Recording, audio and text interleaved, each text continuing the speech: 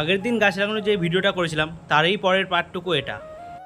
আমি পাশের জায়গা থেকে একটা পেঁপে গাছ তুলে এনেছিলাম। পেঁপে গাছটা একটু বড়ই হয়ে গিয়েছে। এই পেঁপে গাছটা লাগানোর জন্য অনেকটাই মাটি খুঁড়তে হলো। এখন পেঁপে গাছটা পুঁতে আশেপাশে ভালো করে মাটি দিয়ে দেবো, যাতে ভালো শক্ত হয়ে দাঁড়িয়ে থাকে।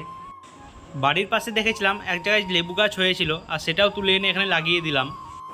লেবু গাছটার বেশি পাতা ছিল না, কিন্তু আশা করি এখানে লেবু গাছটা ভালো করে হবে। আমার কাজ শেষ হওয়ার আগেই কোদালটা খুলে গিয়েছিল, কিন্তু যাই হোক, এখন ঠিকঠাকভাবে গাছগুলো সব পুঁতে দিয়েছি। পাশে একটা ট্যাপ কল ছিল, আর সেখান থেকে জল ভরলাম যাতে গাছগুলোকে জল দিতে পারি।